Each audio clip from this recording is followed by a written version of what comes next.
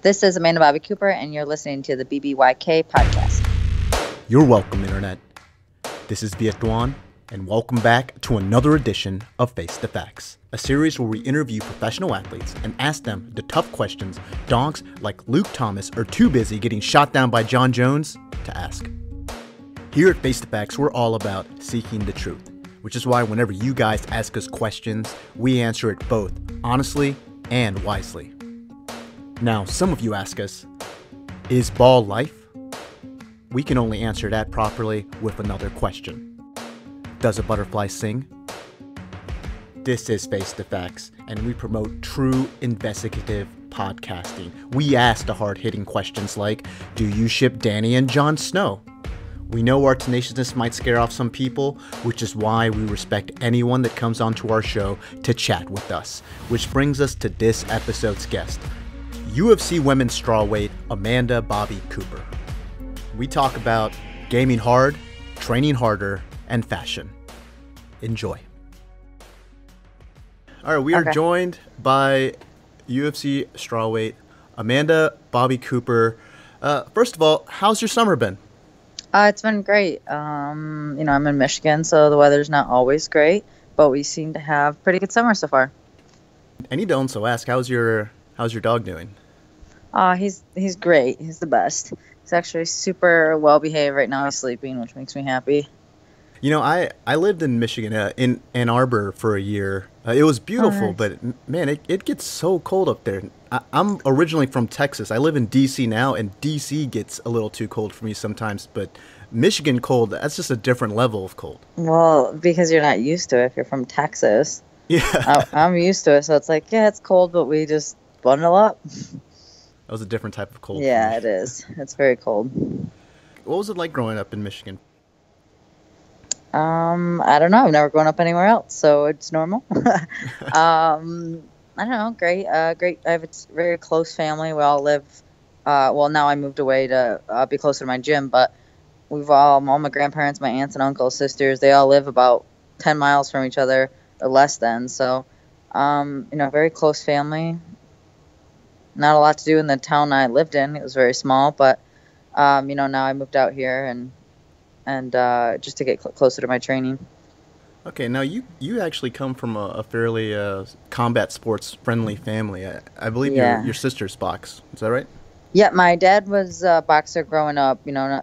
He always says he was nothing special, just enjoyed it. Him and his brother did it, and then he boxed in the Marines for a little bit. And when my sisters got old enough, he got them into it to stay in shape, just to learn different, just to learn the martial arts and self-defense. And then I was about 10 or 11 when I started tagging along to the gym with them. You started really young. Was there anything else that you ever wanted to do besides being a professional fighter? In high school, all your friends are, they're taking college, or thinking about college. Obviously, I was thinking the same thing. I never thought that I would be a professional athlete. I loved boxing. I was really happy every day I went to the gym. That's what I looked forward to. I love sports in general. I played softball, basketball, volleyball, track. I did everything pretty much. So I would get out of school and then go to basketball practice from 3 to 5. And then once 5 hit, my dad would pick me up and we'd drive to the boxing gym and be there for a few hours and get home at 10 and go to bed and do it again. So I was just sports was what I cared about. I wasn't too much, school, average, but didn't care too much about it. Didn't know what I was going to do when I went to college. Just probably about every high schooler. What do I do? What makes me happy? And I went to college for like a semester, and I ended up sitting down with my dad and stepmom one night and just been like, I hate it. I don't have any passion for anything.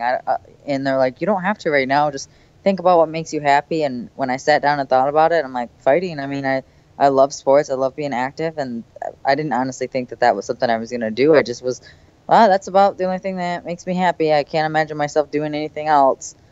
And then I started doing MMA, and I met my coach now in the gym I train at now. And shortly, he started drilling in me that it was a possibility. He put it in my head, made me believe in myself, made me believe in my capabilities. And, good thing I'm very thankful that I walked into that gym, let's just say. Yeah, you are a very accomplished martial artist, two-time Golden Glove winner. You've won numerous Brazilian Jiu-Jitsu tournaments, not to mention all the things that you've been able to accomplish professionally. If not martial arts, well, what was like your second best sport? Softball. Okay. Yeah. I love softball. My sister went to college for softball. I got into softball. I wanted to go to college for softball, but I ended up staying with boxing. Now, I found this interesting. You said in a previous interview that you are not someone that likes conflict, but you love fighting. What did you mean by that? I don't. I guess I've gotten older. It's changed a lot, but yeah, I don't like conflict. I don't enjoy when people are mad at me. I don't like when people are upset. I always try to fix it. If I were out and about and someone were to start yelling at me for some reason, I'd be like, "Whoa, shocked! Why is this happening?" And I don't like that. But I love fighting. I enjoy it. I don't see fighting as conflict. I just character development, personal growth, and it's a sport that I've always found myself getting not better always as a martial artist, but also as a person. So I've gotten older, like I said, and I stand up for things I believe in. If someone is out doing wrong and I believe it's wrong, and I will definitely stand up for it, even if that creates conflict, because I'm someone that I just don't like to see things that I don't agree with, or I don't just people being bad people being shitty people. I'm going to stand up for what I believe in or what I think is right, and even if that creates conflict, I believe that's the right thing to do. Now, I think I get it. I could see how you could mentally separate the things before you step into the octagon. But how do you balance that with like the stuff that comes with being a professional fighter outside the octagon, the trash talking, the social media call outs? It seems to be becoming an increasing part of the fight game. Yeah, I think as long as it's harder for women, I believe, because they tend to think more emotional than they think logical. So if you have a girl fighting another girl and the one girl is talking trash and the other girl gets emotional and then she freaks out and then there's more trash. And I just tend to think logical. I'm like, this is the game. Some people enjoy it. Some people don't. I don't care what they have to say. It's not going to prevent me from my abilities of fighting. Whatever they say doesn't really matter, because in a few weeks or a month or whatever, 2 days, a day, we're going to fight each other anyway. So I tend to just not try to think emotionally. And don't get me wrong, it happens sometimes. I'll be like, oh, what, I, freak out for a second, then just think logical. I'm like, this is just part of the game. It would be weird to not have a combat sport where people don't get emotional and talk crap, or social media is a big thing, and everyone wants to believe in themselves. So if a girl is posting how bad she's going to beat me, or that's good for her, because if that's what helps her get through it, that's what helps her fight to her best ability. I don't mind, because I'd rather someone fight to the best of their ability and me beat them than the other way around, where they don't feel confident or they're not doing what they want to do. Maybe not pressure is not the right word, but do you ever feel like the new management pushes the fighters to sort of create a little bit more conflict, a little bit more drama to sell the product? Absolutely. I think drama. I think conflict sells fights. I'm more excited to see a fight that I see conflict with.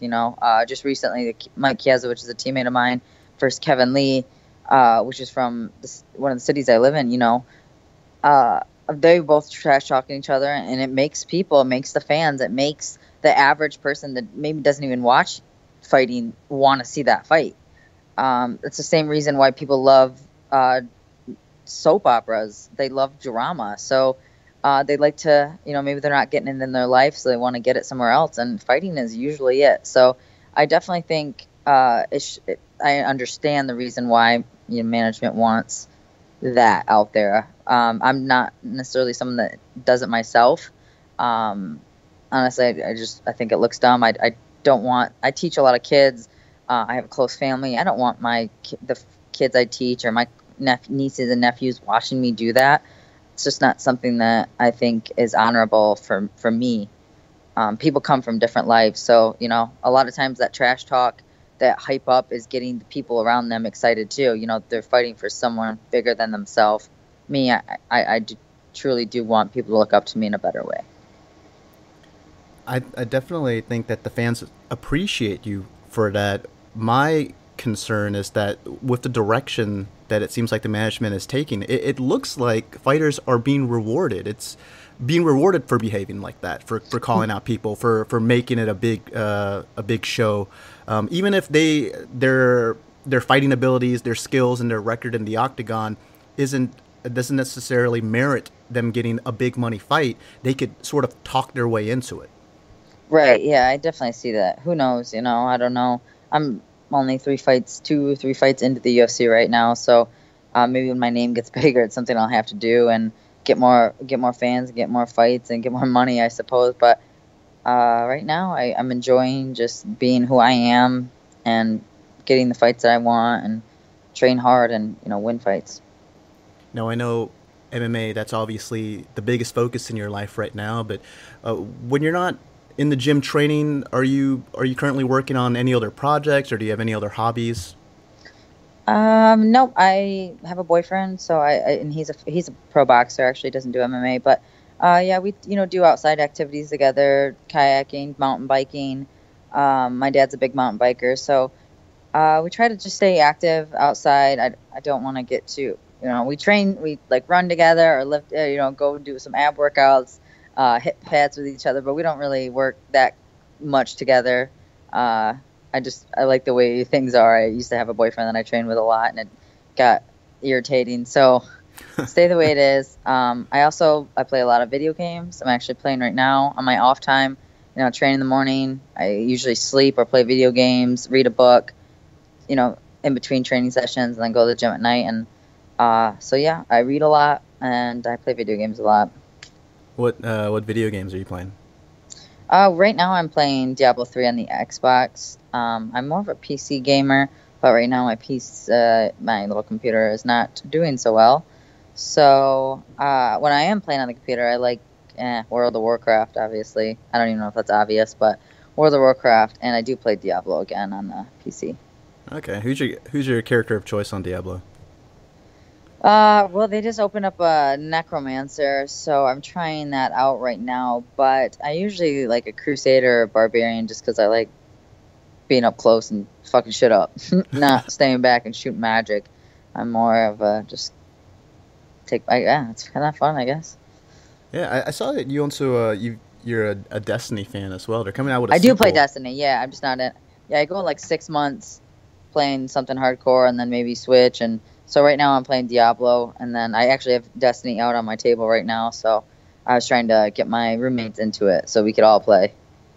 Yeah, they have a sequel coming out. Are you excited about that? I am. I'm very excited about it because yeah, got a little gets a little boring. I don't know how Diablo is like probably the most boring game because you just continually do the same thing over and over again. But somehow I like it. All right, let's move back to MMA.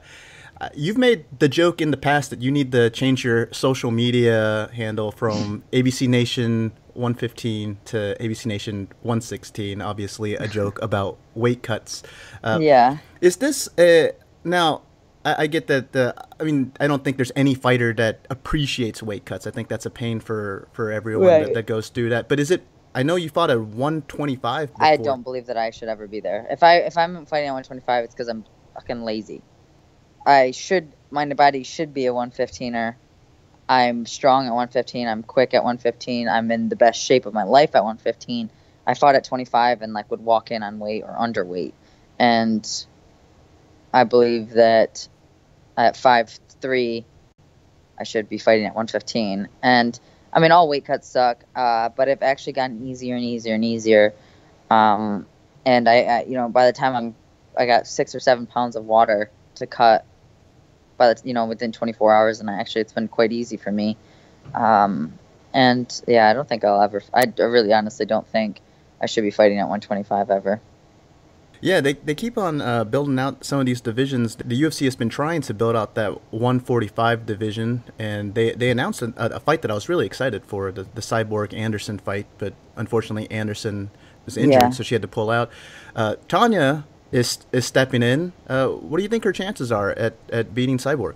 Definitely higher than people are giving credit for. I think that is a better fight than Megan Anderson. Megan literally has no wrestling or jiu-jitsu, so it's just like Cyborg comes in, hits her hard, takes her down. Tanya, on the other hand, is good at everything. She's a powerful striker with very unorthodox. She's a southpaw, fantastic wrestler, nasty like ground and pound from different positions, and her submissions are good. So I truly see in that fight people are overlooking a little bit because they don't know who Tanya is. Yeah, she's awesome. She's got an attitude. So Yeah, it's great, and she believes in herself, and that's against going against Cyborg. You have to believe in yourself. oh, for sure. She's been dominant for so long. So Right. women's MMA, it keeps getting bigger. Part of that is different promotional pushes. For example, you were on that season 23 of Tough. You were one of the stars on that show. How helpful did you find that experience as a professional athlete?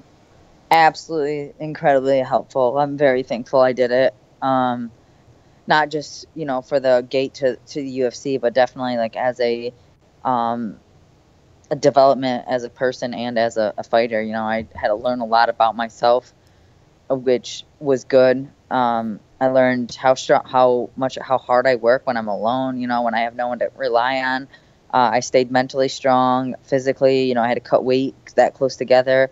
It was every time I come up to like a battle in my life, whether it's fighting or, emotionally or just, personal, I always refer back to the house, like how hard I had to do, what I had to do and what I had to overcome. And, staying strong in the house, knowing that the people that you're living with aren't your friends. They're not someone you're going to, it's just an illusion. These coaches, the atmosphere, that's just for 6 weeks and then you're back to your home. So I just kept thinking, when I come home, the people that miss me, that's my life. That's my family, not the people in the house.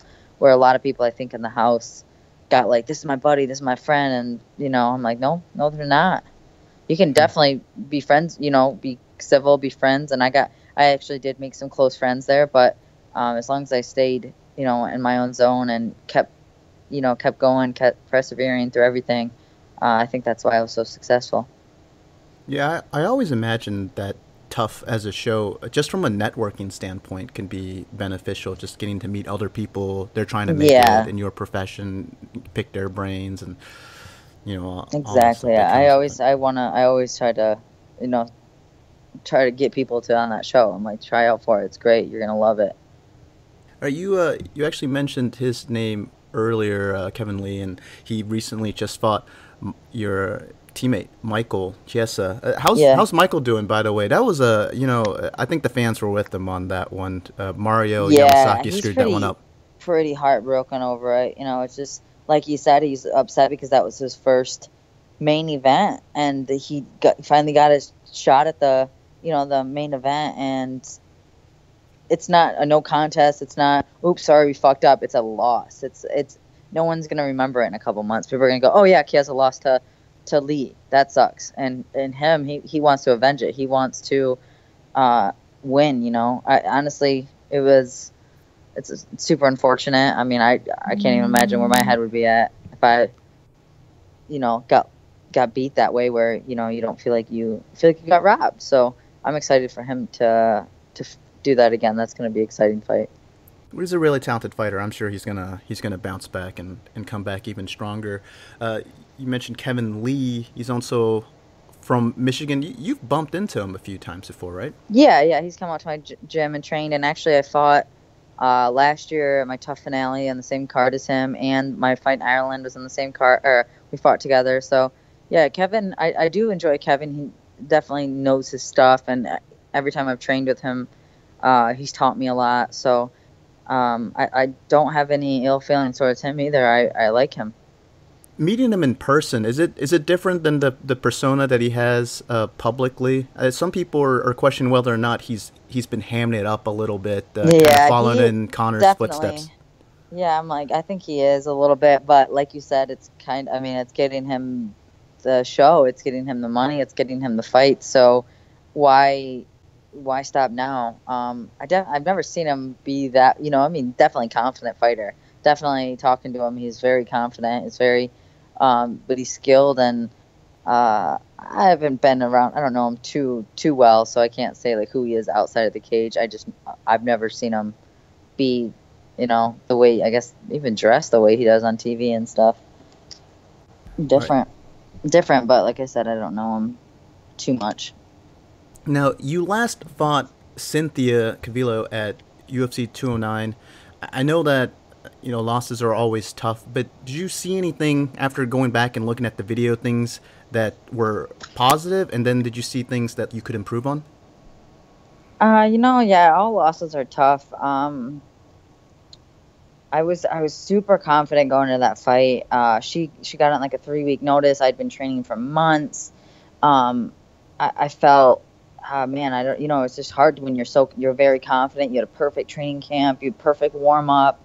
I've always been someone that has a bad first round. I always never, maybe the focus, maybe the movement, maybe, I just don't, not in it the first round. And Cynthia figured it out and took advantage of it, and she fought me and beat me, and I'm coming up with, me and my coaches are coming up with ways to get more intense.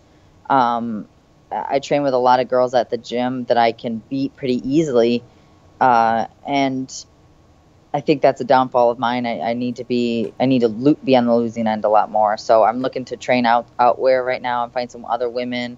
I tried to connect with Felice because she only lives 4 hours from me. I haven't got a hold of her yet, but I want to train with some higher level females where, it's a tough battle every single time. And as of now, I'm training with more of the guys at my gym. I'm sparring with the guys all the time. I'm rolling with them. I'm doing all my live work with them because they're pushing me. I have to work from bad positions. In my fight, I'm actually used to winning all the time. So when things weren't going my way, I freeze up and I'm like, shit, what's going on? I'm not thinking like I should think. I'm better than that. I just, I'm used to winning at the gym. So now I need to get used to losing so I can win. I love that. I think that's very insightful. For the fans when they see that, it really makes you appreciate just how freaking good people in the UFC are. I mean, Right. I think anyone could walk into your gym and they'd get their butt kicked by probably like the worst guy in there Yeah, easily. And it just shows you the skill level and what it takes to make it in the UFC. That's incredible. absolutely. Do you have a fight in the works? I didn't see anything. No, I don't have a fight right now. I'm just waiting, training, trying to, I want to fight. I'm a better athlete at the gym when I have a fight. I'm a better athlete, eating. I'm a better athlete mentally, like when I have a fight. So right now I want to fight. I want someone in my mind. I want, that I want to, win. I want to, until I win, because I just lost, that loss is on my mind. It's every day, you think about it. You're like, man, I gotta avenge that. I gotta get back. I gotta win. Once you get a win, you're on top of the world. So right now, my training is hard because I have to get better and I have to win my next fight. It's a do or die right now for me. So that's the way I'm training right now, is get better right now before I get a fight. Once I get a fight, I'm in fight camp and I'm focused on that fight. As of now, I can just get to the gym and worry about me and worry about what I need to do to get better. And ideally, when would you like to fight again? I wanted to fight this July or August, but it's not looking like that's working. So I know UFC is coming to Detroit in December. I don't know why I wouldn't be on that card, but I wanted to fight in September before then, just so I can have two fights before the end of the year. Okay. You said July, so that's like now or August. So you're basically on point right now. You'd be ready to go. I want to go. I know we mentioned it earlier. You're not exactly the calling out type or anything like that. But is there anybody in the division you're like, man, that'd be a fun matchup? Yeah, there's a couple girls that are probably at the level I'm at right now, that they've won some in the UFC, they've lost some. I see Caitlin Curran. She has a fight coming up. I've always thought it'd be fun to fight her just because of her tenacious striking. I thought it'd be a fun match for both of us. And then, a couple people like Ashley Yoder just lost again to Angela Hill, which I think she's a very good fighter too. But either one of them, I would like to fight. Just a matchup that makes sense for both people, and I want to put on a good show. the champion of your division. It's just been looking very dominant. Joanna Jędrzejczyk. What trait do you think the fighter that has a chance at beating her? What will be important for them to possess to be able to beat someone like Joanna? It all comes down to, at this point, mental. Claudia has the skills, I believe. I truly believe that she has the skills, but she hasn't been able to be that mentally focused. She's been too emotional and winded out because of her emotions. And I think if they fought at different circumstances where there was no beef, there's no hatred, there's no tough, that they were just two fighters today. I know they fought back in the day, and Claudia thought she won, Joanna thought she won, who knows. Very close fight. If they fought again, I truly believe that Claudia is one of the people that can beat her, as long as, but it's too late, a little bit too late now. She's already lost twice to her. She's mentally broke. Who knows what goes through her mind, but I think that she has the skills to beat her. I just think the person to beat Joanna has the perfect mindset, very composed, very strong, and they're confident. Yeah, Claudia is definitely interesting, and the other thing is she's positioned herself as the next best in that division after her win over Carolina. So, right, I think so too. So I think the third fight is inevitable, but man, if she loses 3 times to Joanna, that would it'd be really tough for Claudia. I can't imagine, yeah. All right, it's time to face the facts. We're gonna go into our speed round. I'm gonna ask you some quick questions. What is your favorite candy bar? A Take 5. What is the best video game of all time? World of Warcraft. Okay. What sport would be the funniest if we added a mandatory amount of alcohol to it?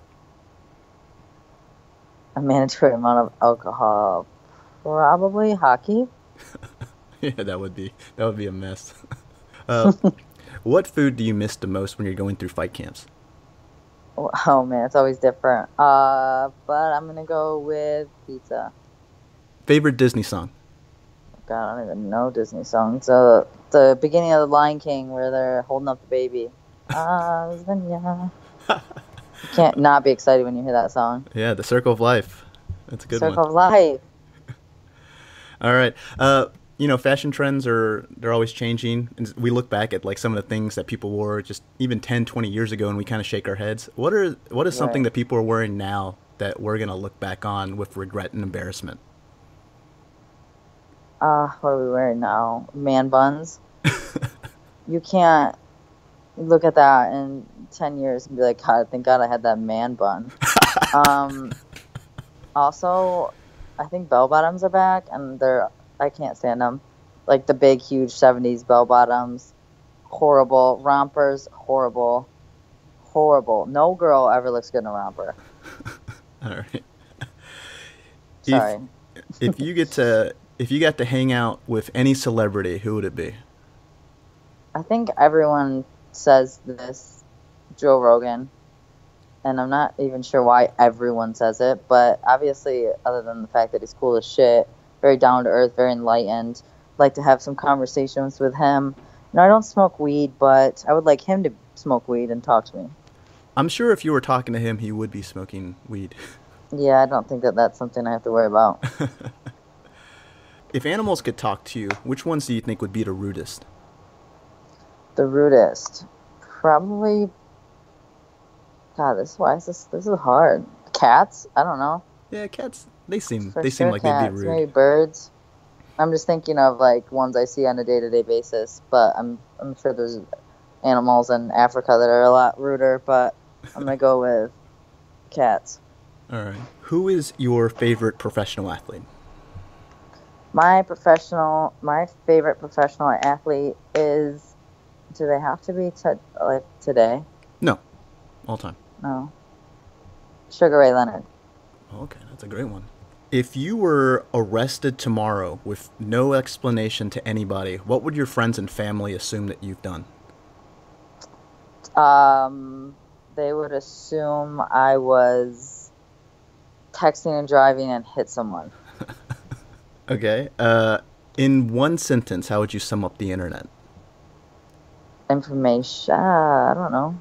All the information's out there. That's what the internet is. Gives you a tool of knowledge. Tool of knowledge. I like it. Have you been paying attention to the McGregor Mayweather press tour? I have been. What are your thoughts on the all the shenanigans and stuff that's going on? I think it's slightly pathetic to have the biggest fight probably ever in fighting combat history. There are going to be, you have a champion from MMA and a champion from boxing, and there is going to be some already beef. Like, there, you don't have to force it. They hate each other. They both want to win. They both want the money. They both want the fans. You don't have to force hate upon them. And they're just putting them in situations to force drama, which I think is incredibly pathetic, because it's going to happen no matter what. So why, sit them across from each other and just say, talk shit?